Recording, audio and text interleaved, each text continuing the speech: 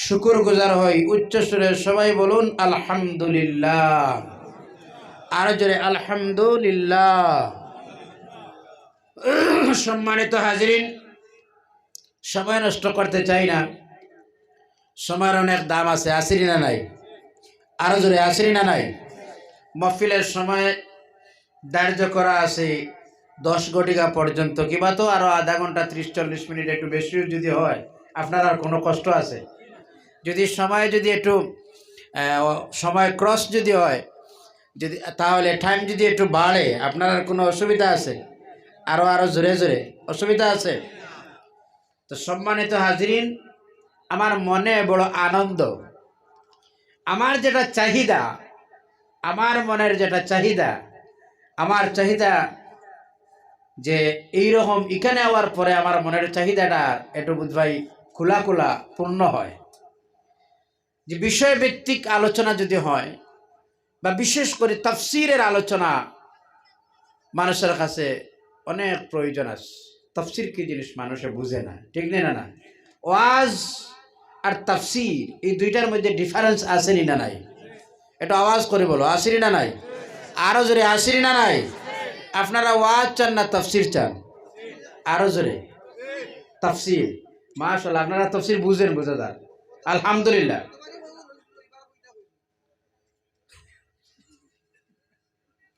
তাফসীর আর ওয়াজ পার্থক্য আছে। তবে আগামী বছরের তাফসীরের সাবজেক্ট বা সূরা সিলেক্ট হবে আমার মনে হয় যে সূরাগুলা মানুষের মুখস্থ আছে। মুখস্থ সূরা মাউন, সূরা আল হাকুমুত তাকাস, সূরা হুমাজা, সূরা এইভাবে জানি না, হয়তো আগে বোধহয় আলোচনা। আমার আজকের বিষয়টা অনেক দূরে, গতবারও ছিল অনেক দূরে, এবারও অনেক দূরে, কিন্তু এই বিষয়ের উপরে আরো ফায়দা আছে, এই বিষয়ে আলোচনারও আবার প্রয়োজন আছে।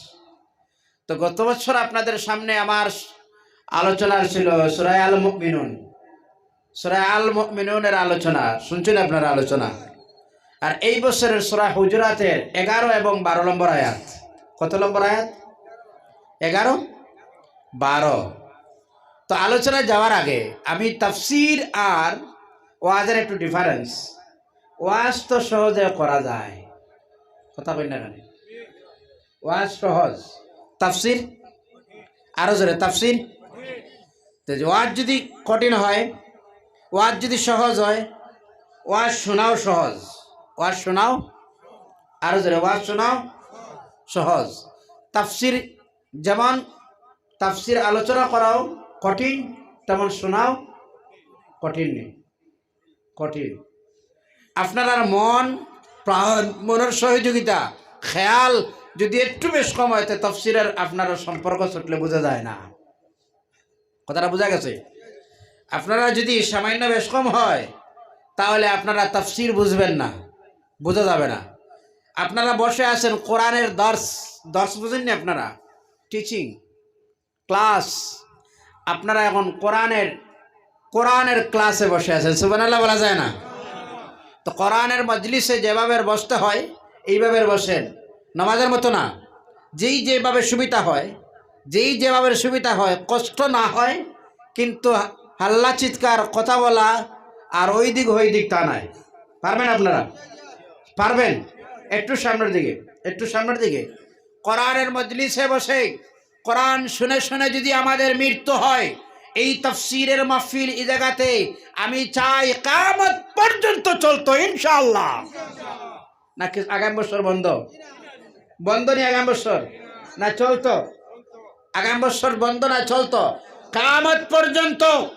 শুধু একজনের দায়িত্ব নয়, আমি বলি আমার যুবক বন্ধুদের কাছে আপনারও সাহায্য সহযোগিতার প্রয়োজন আছে। তাফসীর হইলেও শেষ নয়, হবে বলে তাফসীর আগামী বছর হবে ইনশাআল্লাহ তা নয়। তাফসীরের মাহফিল হওয়ার জন্য আপনার মেহনত, আপনার সহযোগিতা, আপনার আশা, আপনার সাহায্য, একটু ফাইন্যান্সিয়াল ব্যাপারের সাহায্য আছে, আসেনি না নাই? আরো জোরে বলো, আছে, আসেনি না নাই? আজ থেকে নিয়ত করি আমরা, আজ থেকে নিয়ত করি আমরা আগামী তাফসীরে প্রতিজন মানুষে যদি 1500 টাকা করে দেয় তাহলে তাফসীরের মাহফিল পরিচালনা করতে কোনো কঠিন হবে না, ঠিক নেই? নিয়ত করো, নিয়ত করো। এই বছরের বসে বসে নিয়ত করো আমি আগামী বছর যদি আল্লাহ হিনা হায়াতের আগে 1000 টাকা তাফসিরে দেব, পারবা? এই বছর না, আগামীতে পারবা? হাত তোলার প্রয়োজন নাই, আওয়াজ দিয়ে বলো পারবা? আরো জোরে পারবা? ইনশাআল্লাহ বলো ইনশাআল্লাহ। তাহলে বুঝবেন আপনার টাকা পবিত্র কোরআনের খেজমতে লাগছে। সুবহানাল্লাহ, সুবহানাল্লাহ। কোরআনের খেজমতে আপনার টাকাটা ব্যয় করো। কিয়ামতের দিন আল্লাহর কাছে জবাব দিতে পারবা, আল্লাহ দন দিয়েছিলেন, আল্লাহ দন দিছিল, ওইসব খরচ করছে আপনার পাক কালাম শরীফের শোনার জন্য। সুবহানাল্লাহ, আরো জোরে সুবহানাল্লাহ। খেজমতে এটাও একটা খেজমত। ওই যে ইউটিউবার ভাইয়েরা আছেন, এটাও একটা খেজমত। তাদের মাধ্যমে কোরআনের আলো, দিনের আলো, হাদিস, সিরত, দিনের বার্তা বিশ্ব মানুষের কাছে পৌঁছে নেনা না, আরো জোরে পৌঁছে নেনা না। আল্লাহ যেন তাদের খেজমতরে আল্লাহ কবুল করে। আল্লাহুম্মা আমিন, আরো জোরে আল্লাহুম্মা আমিন। তো এই নিয়ত আছে তো, তাফসীর চলতো কিয়ামত পর্যন্ত। আল্লাহ যেন প্রত্যেকটা দিন, আল্লাহ যেন কিয়ামত পর্যন্ত তাফসীর চালানোর আল্লাহ তৌফিক দেয়। আল্লাহুম্মা আমিন। এই ক্ষমতা, এই সহযোগিতা, নিয়ত যদি আমরা করি, সাহায্য দিবেন আল্লাহ। সাহায্য কে দিবেন? আল্লাহ। যাই হোক, আমি আমার আলোচনার মধ্যে ঢুকি। তো আমার বিশেষ দাবি তাফসীর চলতো, আগামী বছর সুন্দর আকারের তাফসীর চলতো, যাতে কোনো কষ্ট হয় না। পরিচালনা সমিতি যারা আছে, তাফসীর কমিটি, যে কমিটির যেহেতু কোনো কষ্ট না হয়, এখান থেকে 50 জন যুবক একটা টিম হওয়ার প্রয়োজন আছে। আমরা 1000 টাকা দিলে 50,000 টাকা, আর তাফসীরের অভাব, কথা কই না কেন? পারবানি বন্ধু? অনেক দায়িত্ব আছে আপনার উপরে। যেই দিন প্রতিষ্ঠিত লাগে, আপনার আমার মতো যুবক যাদের সন্তানাদির এতিম করলেন, স্ত্রীরে বিধবা করলেন, আসরি না নাই?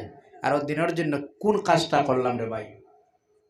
ওয়াজ তো কিসা, ওয়াজ তো অনেক লম্বা, অনেক ইতিহাস তারিখ আপনারা শুনছেন ওয়াজর। আমি মুসলিমের 2-4টা কথা আপনার সামনে উল্লেখ করব, কথা বুঝা যান? তো আমার যে বিষয় যেটা দেওয়া হয়েছে, সেই বিষয়ের মধ্যে আলোচনা করব। যে সূরা, সেই সূরা হচ্ছে সূরা হুজুরাত। কোন সূরা বলুন তো? আরো জোরে, কোন সূরা? কোরআন আল কারীমের মধ্যে সূরা আছে 100, আরো জোরে 114 সূরা। এই এর মধ্যে আছে একটা সূরা, যে সূরার নাম সূরাতুল হুজুরাত। কোন সূরা? আওয়াজ দিয়া, কোন সূরা? সূরাতুল হুজুরাত। যেই সূরাটা অবতীর্ণ হয়েছে মদিনাতুল মুনাওয়ারায়। কোরআন আল কারীমের মধ্যে বেশি সংখ্যক সূরা অবতীর্ণ হয়েছে মক্কায়, আর কম সংখ্যক সূরা অবতীর্ণ হয়েছে মদিনায়। কিন্তু মক্কা এবং মদিনায় কোরআন অবতীর্ণ 2টা জায়গায়, এটা জানা আছে আপনারা? কোরআন আল কারীম অবতীর্ণ হলো 23 বছরে। কত বছরে? আরো জোরে, কত বছর? 23 বছর। যখনই যে আয়াত বা যে সূরার প্রয়োজন হলো, তখনই যখনই যেই আয়াত বা যেই সূরার প্রয়োজন হলো, তখনই এই আয়াত আর এই সূরা আল্লাহ অবতীর্ণ করে দিলেন। আমরা আলোচনা করি সূরা আল হুজুরাত, সূরাতুল হুজুরাতুর 11 এবং 12। কত নম্বর আয়াত? 11, 12। তার আগে আমরা বুঝি, এই যে সূরা যেটা আল্লাহ রাব্বুল আলামিন দিলেন, যে সূরাটার মধ্যে আল্লাহ রাব্বুল আলামিনে এটার মধ্যে 10টা আদেশ আল্লাহ দিলেন। সুবহানাল্লাহ বলা যায় না? কমপ্লিট সূরাতে আমি আলোচনা যাব না 10টা, যেহেতু আমার বিষয়ের বারে আছে। 10টা পৃথিবীবাসী মানুষের কাছে আল্লাহ রাব্বুল আলামিন এই সূরাটা দিলেন। গোটা পৃথিবীবাসী মানুষের কাছে আল্লাহ দিয়ে বললেন, তোমাদের জীবনের রুটিন দিয়ে দিলাম। সুবহানাল্লাহ। তোমাদের আশা, তোমাদের বসা, তোমাদের আদব, সামাজিক নীতি, পরিবার নীতি, এই সব শিক্ষা আছে এই সূরাতে। সুবহানাল্লাহ বলা যায় না? কথা বোঝা গেছে? কার সঙ্গে কিভাবে কথা বলতে হয়, ঝগড়া লাগলে কিভাবে ফয়সালা করতে হয়, কথাটা বোঝা যায়? মানুষের উপর মানুষের মন, মানুষের প্রতি মানুষের দিল কিভাবে করতে হয়, মানুষের প্রতি মনোগুমান কিভাবে করতে হয়, ওই সব যেই সূরাতে শিক্ষা দিলেন। এই সূরার নাম সূরাতুল হুজুরাত। এই সূরার নাম কি? আরো জোরে বলো, এই সূরার নাম কি? সূরাতুল হুজুরাত। আমরা আলোচনা শুরু করি এবার। এই 10টা আলোচনা আপনাদের সামনে করা সম্ভব নয়। আমার 11 নম্বর আয়াত থেকে এবার আপনাদের সামনে আমি আলোচনা করব। আল্লাহ যেন তৌফিক দেয়। আল্লাহুম্মা আমিন। আল্লাহ রাব্বুল আলামিন জানান ইয়া আইয়ুহাল্লাযিনা আমানু, সংক্ষিপ্ত আকারে একদম বুঝবেন আপনারা। ইয়া আইয়ুহাল্লাযিনা আমানু, ওই সব শব্দগত যদি আপনারা সামনে এক একটা শব্দর যদি আমি ব্যাখ্যা করতে যাইতে তাফসীর আর শোনা যাইত না। শব্দর ব্যাখ্যা যেটা বলা হয় তাহকিক, যেটা বলা হয় তাহকিক, গ্রামারের ব্যাপারে যদি তাহকিক করা হয় এক একটা, আমার সবচেয়ে টেস্ট, সবচেয়ে মজার, আমি কেন কোনো জায়গায় বলি না আজকে কথা প্রসঙ্গ, সবচেয়ে মজার যে সাবজেক্ট যেটা, এটার নাম হলো আমার গ্রামার। আমি যেই দিন থেকে 2007 ইংরেজি থেকে যখন টিচিং করি তখন থেকে নিয়ে এখন পর্যন্ত যত গ্রামারের সাবজেক্ট সব আমার। আর সবচেয়ে মজার যে সাবজেক্ট, এটার নাম আমার কাছে প্রিয় যেটা, এটা হলো অ্যারাবিক গ্রামার। সম্মানিত শুধু এখানে আল্লাহ রাব্বুল আলামিনের পাক কালাম শরীফের অক্ষরে অক্ষরে যদি আমরা আলোচনায় যাই, তাহকিক যেটা বলা হয় গ্রামার, সরফ এবং নহর মাধ্যমে, আপনারা আলোচনা কিছুই বুঝতে না, সরফ না বুঝেন না নহও বুঝেন, আপনারা বোঝার কথাও না। এটা গ্রামার পৃথিবীতে সবচাইতে যেই ল্যাঙ্গুয়েজের গ্রামার কঠিন, যেই ভাষার গ্রামার কঠিন, এই ভাষার নাম আরবি, এই ভাষার নাম আরবি। যাই হোক, আল্লাহ রাব্বুল আলামিন জানেন ইয়া আইয়ুহাল্লাযিনা আমানু, কোরআনে অন্য এক জায়গার মধ্যে আছে ইয়া আইয়ুহাল্লাযিনা আমানু, ইয়া আইয়ুহাল্লাযিনা আমানু দুখুলু ফিস সিলমি কাফা, আছে না নাই?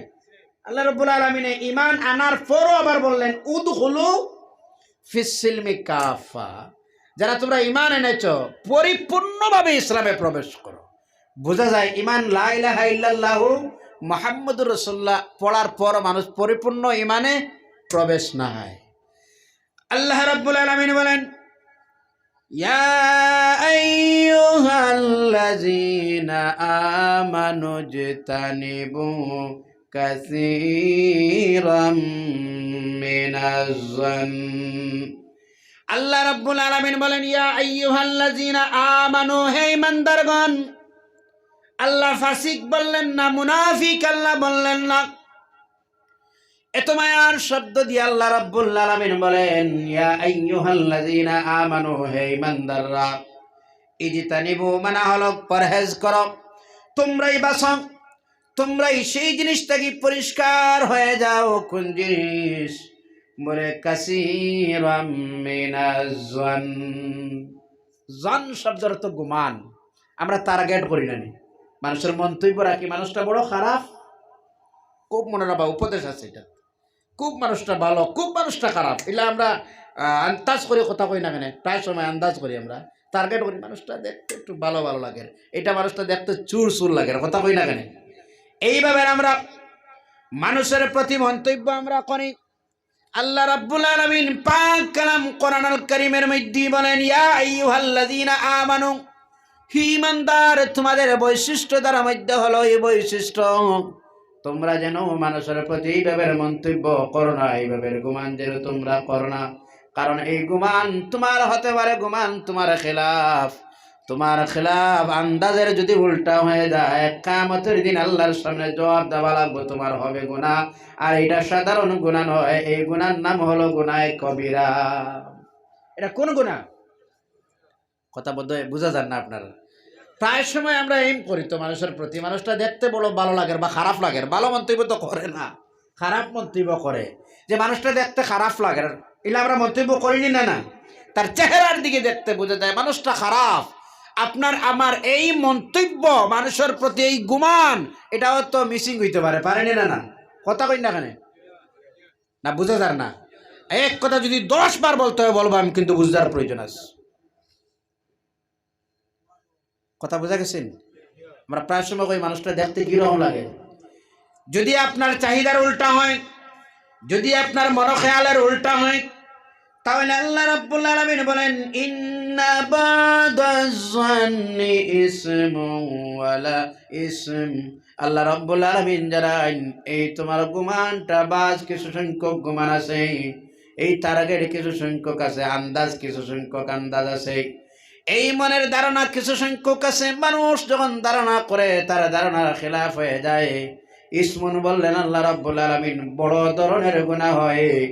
আর এই যখন বড় ধরনের গুনাহ হয় বাবাজি শোনো, কিছু সংখ্যক গুনাহ পৃথিবীর জমিনে আছে, মানুষ গভীর রাতে উঠে আল্লাহর দরবারে 2 হাত তুলে যদি আল্লাহর কাছে চায়, আল্লাহ রাব্বুল আলামিন তার গোলামরে মাফ করে দিতে পারে, কিন্তু কিছু গুনাহ আছে সারাটা রাত্রি আর সারাদিন আল্লাহর কাছে চাইলে আল্লাহ মাফ করবেন না। তা বোঝা যায়, কিছু গুনাহ আছে আল্লাহর কাছে চাইলে আল্লাহ মাফ দিতেও পারে, না দিতে পারে, এটা আল্লাহর ব্যাপার, মাফ দিব আল্লাহ। কিছু গুনাহ আছে আল্লাহর কাছে চাইলে আল্লাহ বলবেন না।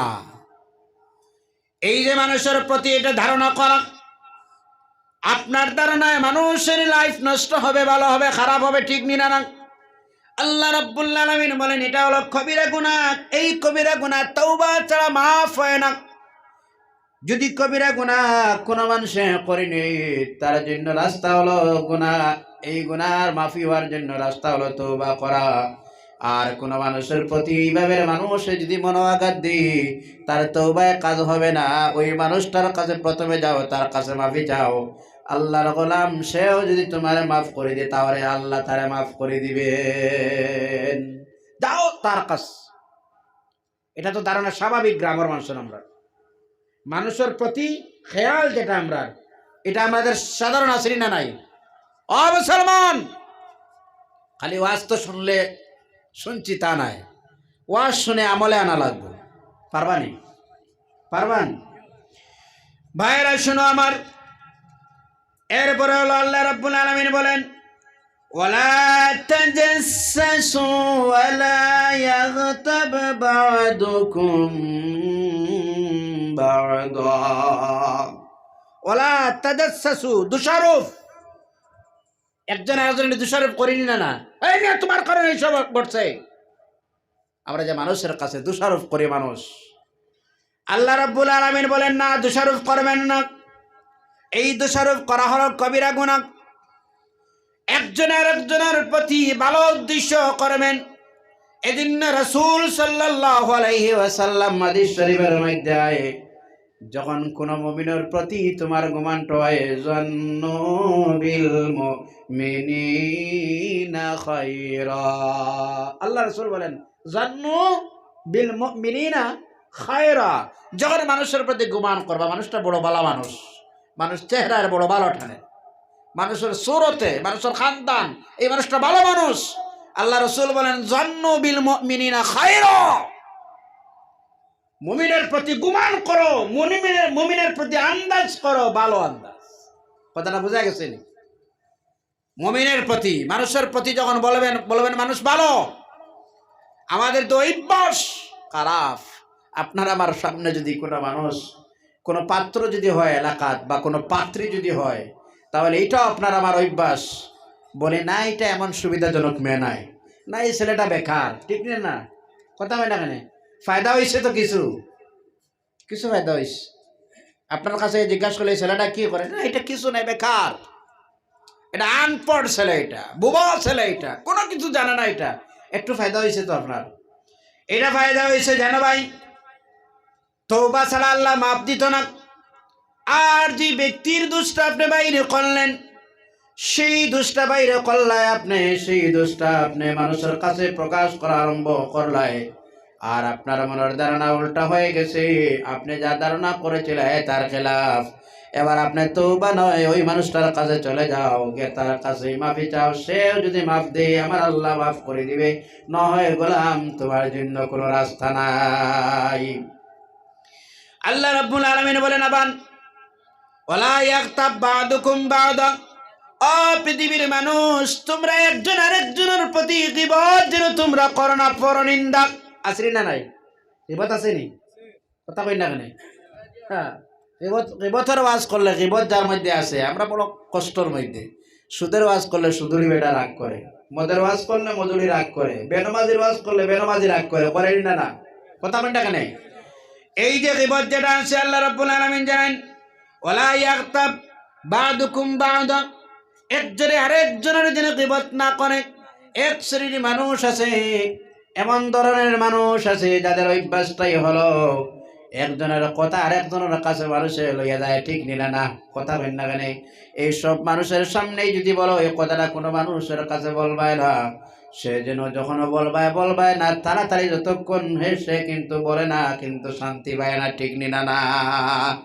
আল্লাহ রাব্বুল আলামিন জানেন তোমরা যদি একজন আরেকজনের প্রতি এইভাবে যদি গীবত আরম্ভ করো, গীবত আল্লাহ রাসূল সাল্লাল্লাহু আলাইহি ওয়াসাল্লাম জানান আল গীবাতু আশাদ্দু মিনাজ জিনা, এই জমিনের মধ্যে পাপাচার জিনার কাজ, এই গীবতটা হলো জিনার চাইতে আরো বাড়িয়া। রাত্রির বেলা যদি কোনো মানুষ জিনা করে, রাত্রির বেলা যদি আল্লাহর দরবারে খুঁজে আল্লাহর কাছে চায়, আল্লাহ জিনা করে নিলাম মাফ চাই, আল্লাহ রাব্বুল আলামিন তার গোলামরে মাফ করে দিতে পারে। কিন্তু কোন মানুষ এবার যদি কোনো মানুষের প্রতি যদি গীবত করে, কোনো মানুষের বদনাম করে, গীবত যদি কোনো মানুষে করে, এই মানুষটা আল্লাহর কাছে চাইলেও আল্লাহ মাফ দিবেন না। যতক্ষণ আল্লাহর গোলামটারে নিয়ে খুশি না করে ততক্ষণ আল্লাহর কাছে চাইলে মাফ দিবেন না। গীবত বড় কঠিন। এখন চিন্তা করে দেখো একটুবার, এখানে আমরা যারা আছি স্টেজ সহ সামনে আপনারা সহ সব এই সমস্ত কিছু ব্যায়াম আপনার আমার মধ্যে আসেনি না নাই? কথা কইবা, আসেনি না নাই? কিছু ব্যায়াম আসেনি না নাই? আছে। এবার আপনার সামনে আমি গীবতের সংজ্ঞা, গীবত কাকে বলে, গীবত কাকে বলে, এই সংজ্ঞা যদি আপনারা সামনে আমি উল্লেখ করি তাহলে বুঝবেন গীবতে কি করে। ভাই আমার শুনো, গীবত কাকে বলে। আর এই গীবতের সংজ্ঞা যদি আমরা শুনি, দেখবেন আমরা কতজন এটার মধ্যে আছি। গীবত কাকে বলে? ইমাম সাহেব আর আমি, আমরা দুইজন। ইমাম সাহেব আর আমি, আমরা দুইজন। ইমাম সাহেব এখানে মসজিদ নাই, অনুপস্থিত। অনুপস্থিতিতে একজন মানুষের অনুপস্থিতিতে কোনো কিছু এমন কিছু আলোচনা করা যা শোনার পরে তার যদি মনের মধ্যে দুঃখ আসে, এটার নাম গীবত। কথা বোঝা গেছে?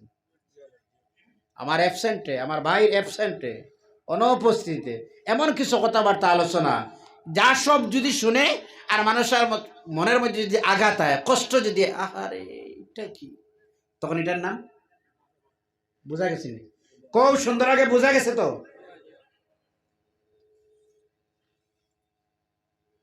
মানুষের অনুপস্থিতিতে আপনি এমন এই ব্যক্তি সম্পর্কে কিছু আলোচনা নিলা, যে ব্যক্তি এখানে নাই, এই ব্যক্তি সম্পর্কে কিছু আলোচনা করলা, আলোচনা যখন শেষ করলা, মানুষটা এখানে পৌঁছলো, তখন এ শুনে যখন শুনিয়া তার মনে যদি কষ্ট হয়, এটার নাম, আর যদি এটার নাম গীবত।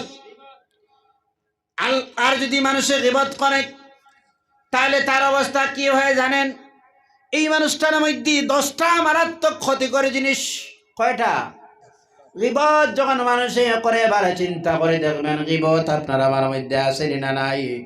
এবার যখন গীবত করে, গীবত করার প্রথম কারণটা হয় বরবাদ, প্রথম মাইনাস মানুষের মধ্যে হয়। প্রথম যেটা হয়, মানুষের আমলটা বরবাদ হয়ে যায়। এই মানুষের আমল নামা আল্লাহ বরবাদ করে দিয়ে গীবত করো।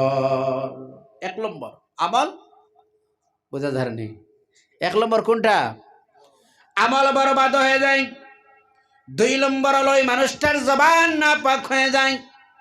এই মানুষটা এবার যা চায় আল্লাহর কাছে, আল্লাহ তার কিছুই শুনেন না। কারণ যে জবান দিয়ে রব ডাকতেছে, আল্লাহ ডাকতেছে, সুবহান রাব্বিয়াল আলা বলতেছে, যে রব দিয়ে সুবহান রাব্বিয়াল আযীম বলতেছে, আর যে রব দিয়ে জবান দিয়ে এবার বলতেছে আলহামদুলিল্লাহি রাব্বিল আলামিন, যা পড়তেছে, যা করতেছে, যা মাঙ্গিতেছে সবটুকুন বেকার।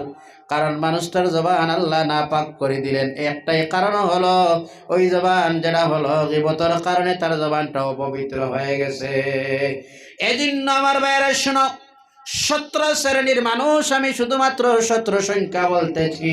17 শ্রেণীর মানুষ ঈমান আনার পর মানুষটা জাহান্নামে যাবে। কতজন? আরো জোরে কতজন?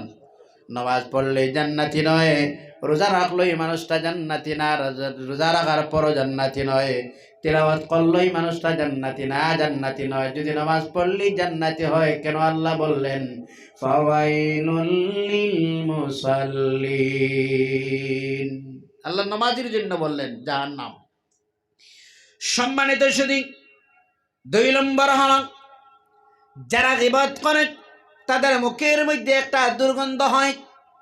এই দুর্গন্ধর কারণে যখন মানুষটা গীবত করা আরম্ভ করে, তার জবান থেকে যখন গীবত বাহির হয়ে যায়, তখন তার মুখের দুর্গন্ধর কারণে তার রহমতের ফেরেশতা যা কিনারায় ছিলেন সবটুকুন সরে যান। এই গীবতের কারণে মুখ থেকে দুর্গন্ধ বার হয়, আল্লাহর ফেরেশতারা এটা সহ্য করতে পারে না। 4 নম্বর হলো গীবত যখন মানুষে করে, যখন মানুষটা নামাজ পড়ে, নামাজের পরেই যখন দোয়া করে, গীবত করে দোয়া করলেই তার দোয়া কবুল নয়। আর গীবত করার জন্য দোয়া করলেও পীর সাহেবেও দোয়া করলেন, কিন্তু মানুষটা গীবত করে তার দোয়াও কবুল না, তার তার নিজের দোয়া কবুল নয়। অন্য তার শানের মধ্যে দোয়া করলে তাও আল্লাহর কাছে গ্রহণ হয় না। একটাই দোষ হলো গীবত, একটাই দোষ কি বলতো? আরো জোরে বলো, একটাই দোষ কি? একটাই দোষ হলো গীবত।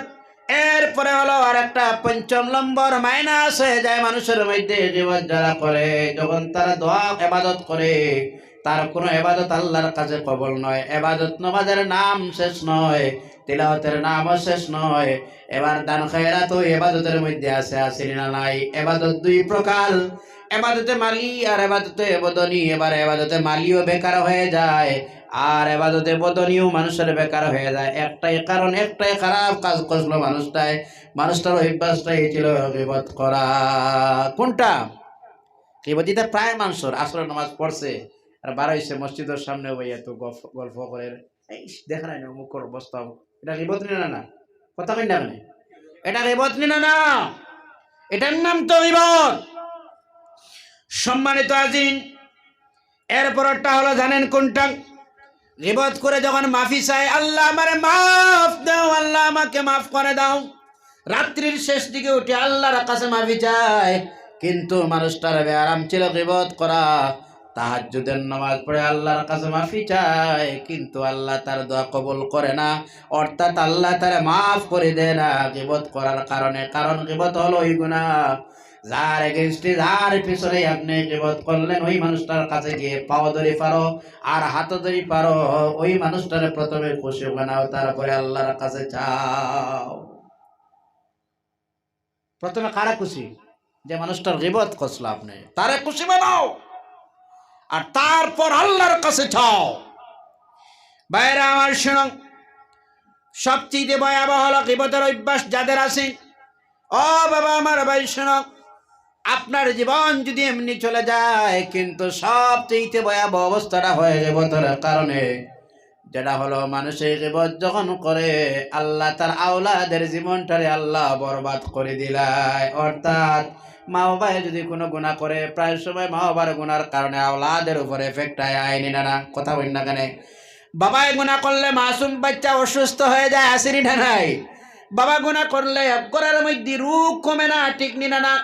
এই জন্য বাবা আমার মা সন্তান ভালো হয় 2টা কারণ।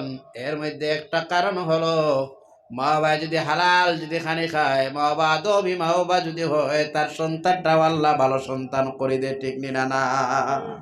আপনি হালাল দেজা, আর হালালের মাধ্যমে আল্লাহ যে নিয়ামত দিবেন সন্তান, এটাও ভালো হয়। সুবহানাল্লাহ।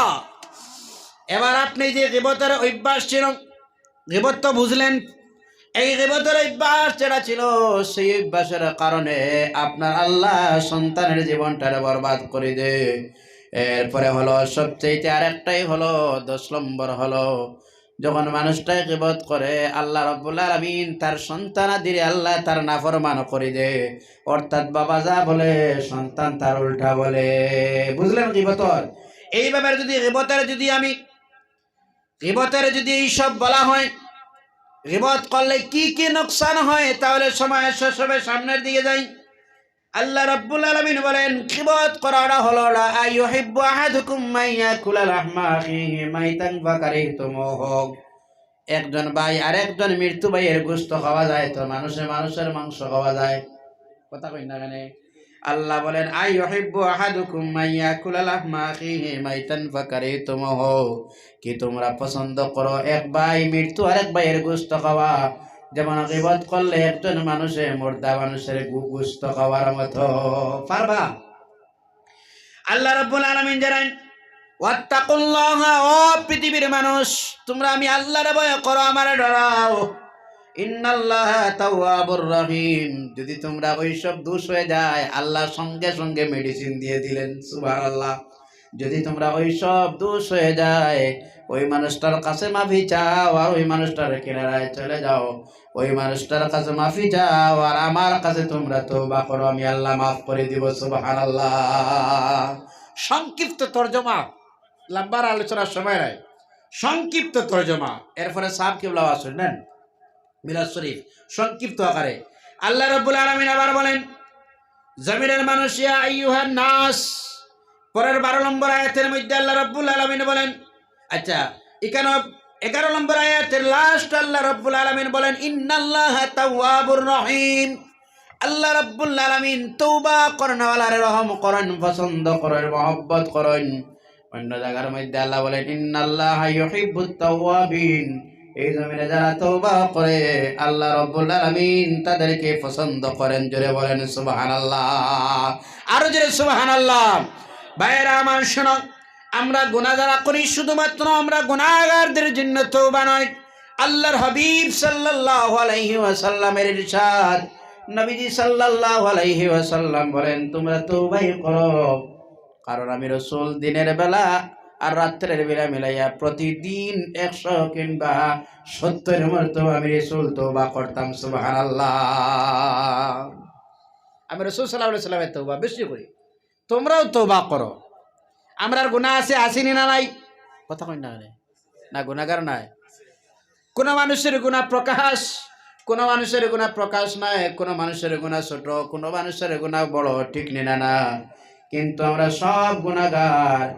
আর গুনাহ মাফির জন্যই একটাই রাস্তা, হলো যে রাস্তার নাম আমার আল্লাহ দিলেন, তওবা। তওবার রাস্তায় চলে যাও, আল্লাহ মাফ করে দিবেন। সুবহানাল্লাহ। আমরা 11 নম্বর আয়াতে আল্লাহ বললেন, জন গুমান নয় ভালো। আর হাদিস শরীফের মধ্যে আছে, যখন গুমান করো ভালো গুমান করো, একজন আর একজনের গীবত না, দোষ খুঁজি খুঁজি বাইর করা আছে না নাই? কিছু মানুষের এটা মানুষের দোষ, কোন দোষ, কোন দিন, কোন জায়গায় কোনটা করলো নি না।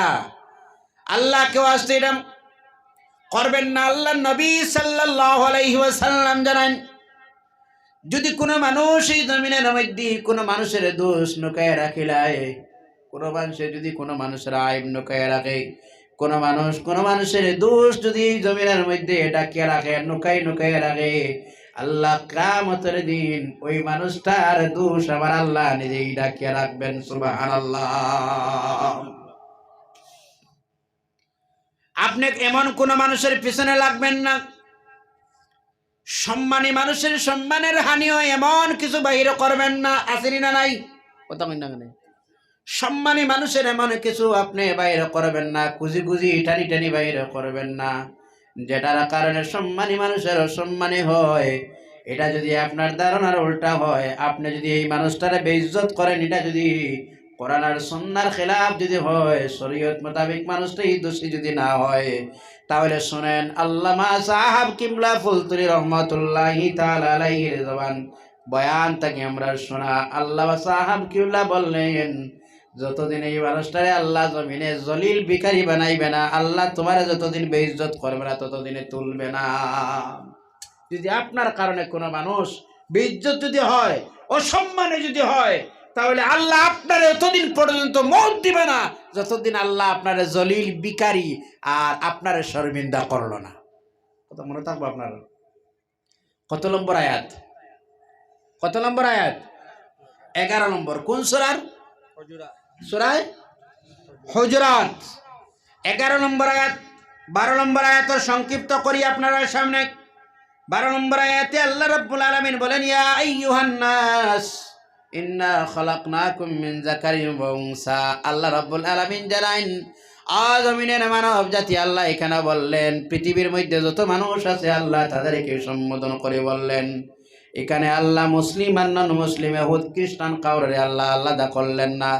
আল্লাহ জুমলাতান বলে দিলেন গোটা পৃথিবীর মানুষ রে, ইয়া আইয়ুহান নাস ইন্না খালাকনা, আমি আল্লাহ রাব্বুল আলামিন তোমাদেরকে সৃষ্টি করলাম, ইন্না খালাকনাকুম মিন যাকারিন ওয়া উনসা। যাকারুন শব্দের যদি আমরা যাই তাহলে লম্বা আলোচনা হবে। যাকারুন দিয়ে আল্লাহ লইলেন পুরুষ মানুষ, আর উনসা মানে মেয়ে মানুষ, মহিলা মানুষ। যাকারুন পুরুষ, আর উনসা বেঠি মানুষ, মহিলা মানুষ। আল্লাহ রাব্বুল আলামিন জানেন, ইয়া আইয়ুহান নাস ইন্না খলাকনাকুম মিন যাকারিন ওয়া উনসা, আমি আল্লাহ রাব্বুল আলামিন তোমাদের কি সৃষ্টি করলাম।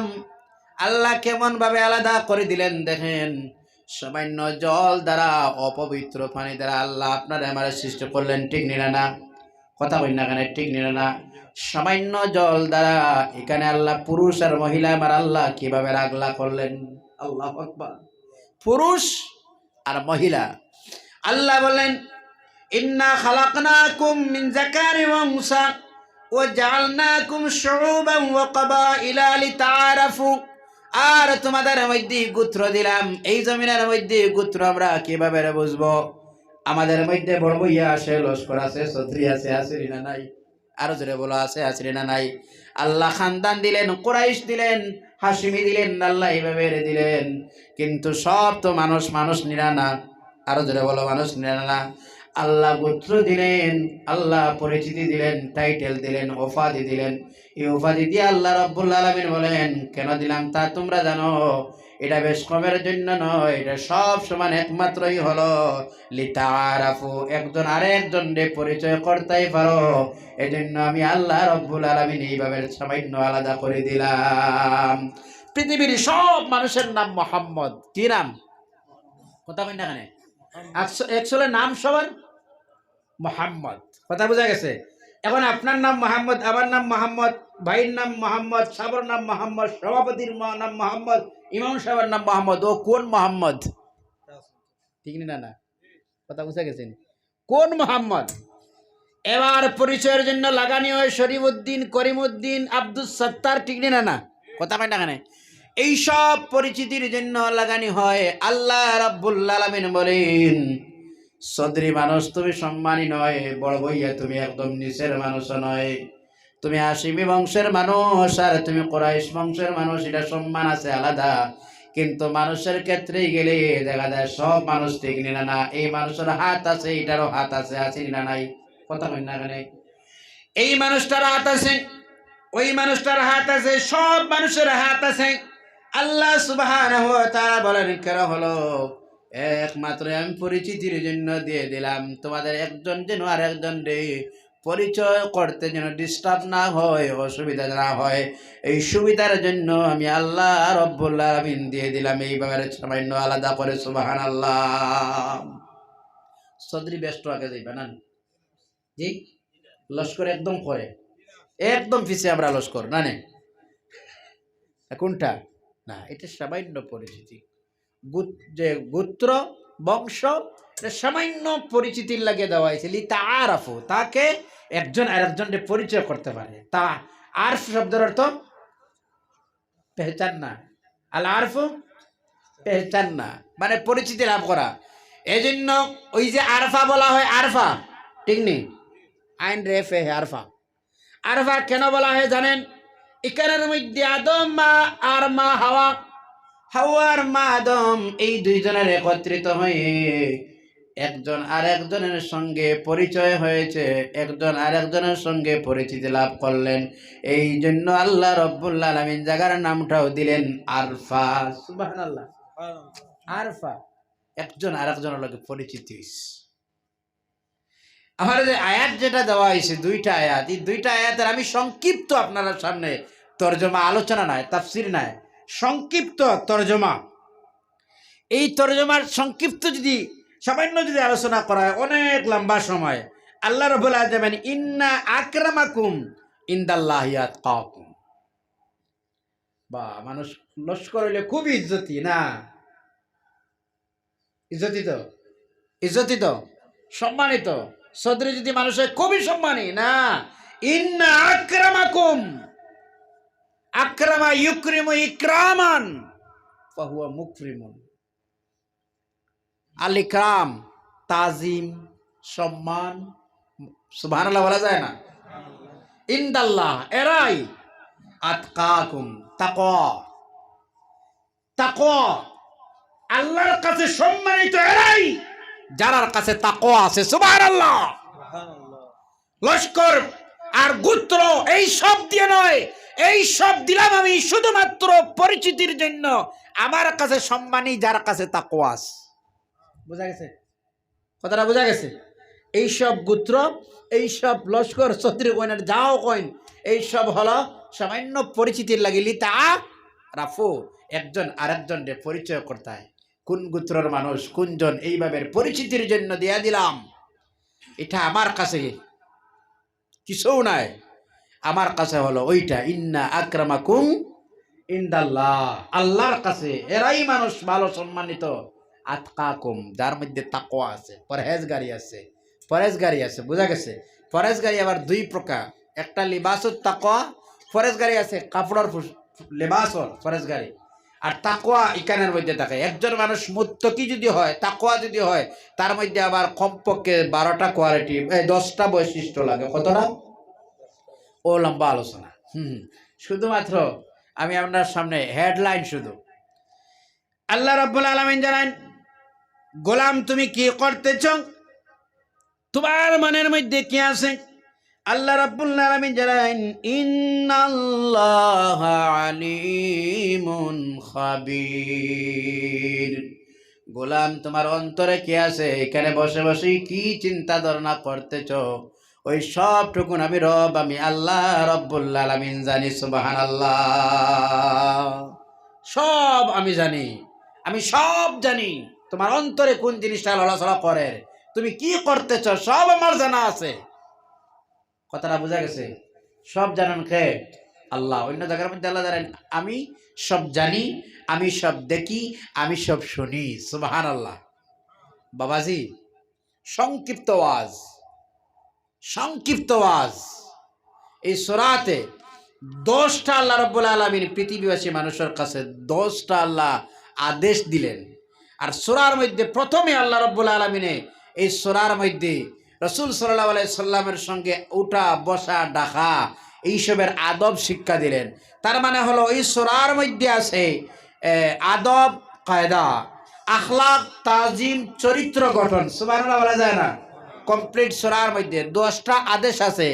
এর মধ্যে আপনাদের সামনে আমি 2-4টা আদেশ নিয়ে আলোচনা করলাম, তাতে আপনারা কিছু কিছু বেজার বোঝা যান, কিছু বেজার। আমি আর লম্বা করতে চাই না। আর যদি আল্লাহ সুযোগ দেয়, কমপ্লিট এইভাবে সূরা, যদি এই একরকম এই লম্বা সূরা এটা আলোচনা করা শেষ হয় না, সম্ভব হয় না, তো সামনে যখন আলোচনা, তখন সূরা সংক্ষিপ্ত যেগুলো সূরা আছে, যেমন সূরা মুখস্থর মধ্যে আলাম তারার এই ভিতরে বা ও আশেপাশে যেটা সূরা আছে, এটা আমাদের মুখস্থ স্বাভাবিক, আমরা মক্তবে যা মুখস্থ করেছিলাম, ওইসব সূরা যদি হয় একটু ফায়দা আরো বেশি, আরো বেশি ফায়দা। এখানে তফসির, আজকে দ্বিতীয় বাৎসরিক তফসির হওয়ার কারণে আপনারা বুঝে কিছু কিছু কষ্ট লাগে। কষ্ট লাগেনি আপনারা? আপনারা মনে কোনো কিছু আনবা না।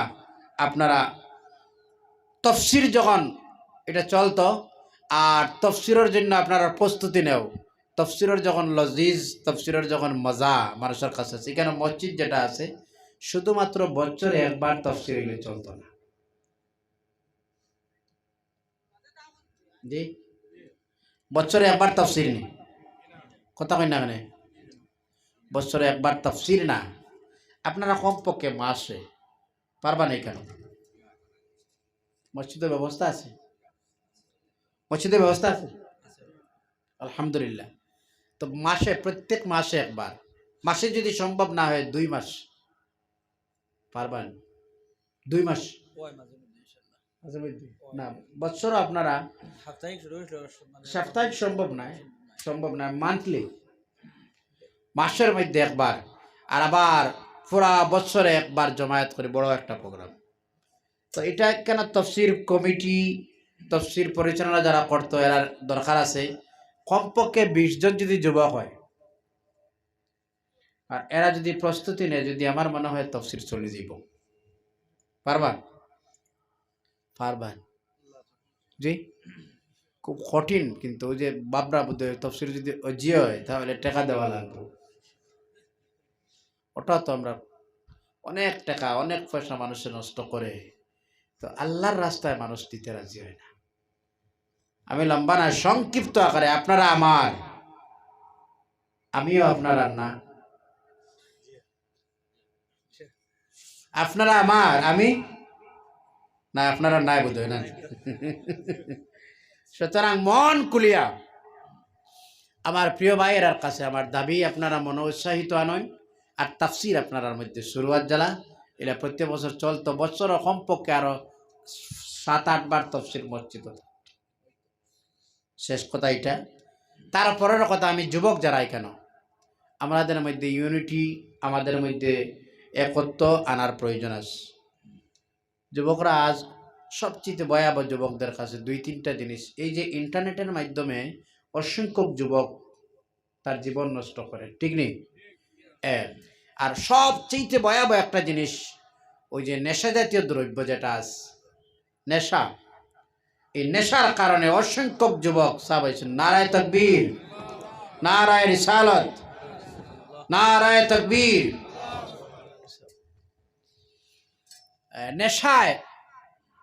নেশার কারণে যুবকরা আজ ধ্বংসর দিকে, ঠিক না? না, করেক্স, ট্যাবলেট, ড্রাগস, হিরোইন, আসেনি না? নাই, আছে। আর একটা আছে স্ট্যান্ডার্ডিটি, যেটা ওই যে বোতল, করেক্স, কফ সিরাপ,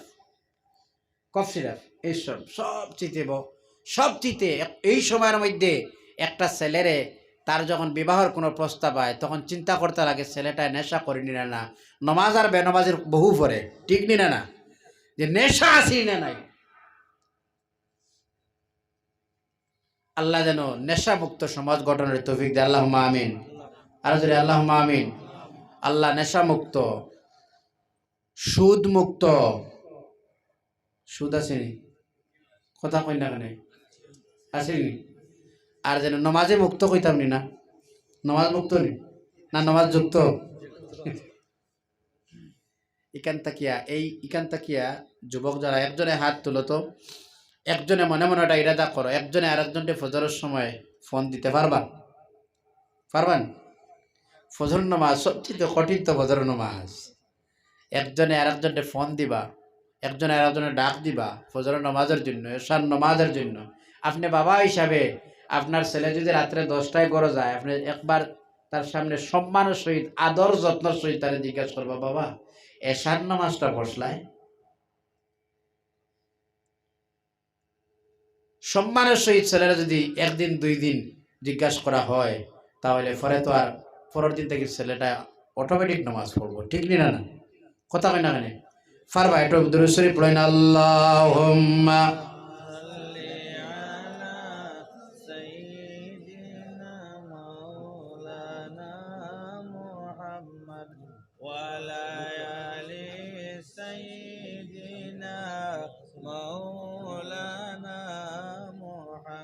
জোরে জোরে, আল্লাহুম্মা সাল্লি আলা সাইয়্যিদিনা মাওলানা মুহাম্মদ ওয়া আলা আলি সাইয়্যিদিনা মাওলানা মুহাম্মদ। সম্মানিত হাজিরিন, রাত্রে অনেক 10টায় টাইম ছিল, এখানে প্রায় মহফিল তো 11টায় শেষ হয়।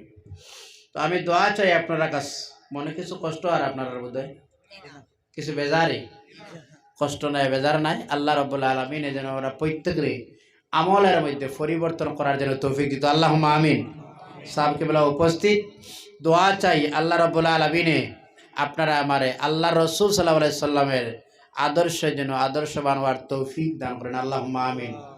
চেষ্টা অর্থ প্রয়োজন আছে, আসেনি না? নাই, 5 ওয়াক্ত নামাজটা পড়বা তো, দেখি হাত তুলো তো, দেখি 5 ওয়াক্ত নামাজ ইনশাআল্লাহ, আরো জোরে ইনশাআল্লাহ, আরো জোরে ইনশাআল্লাহ, হাত নামান তো। আল্লাহ যেন তৌফিক দেয়, আল্লাহুম্মা আমিন। ওয়া মা আলাইনা ইল্লাল বালাগ। আসসালামু আলাইকুম ওয়া রাহমাতুল্লাহি ওয়া বারাকাতুহু।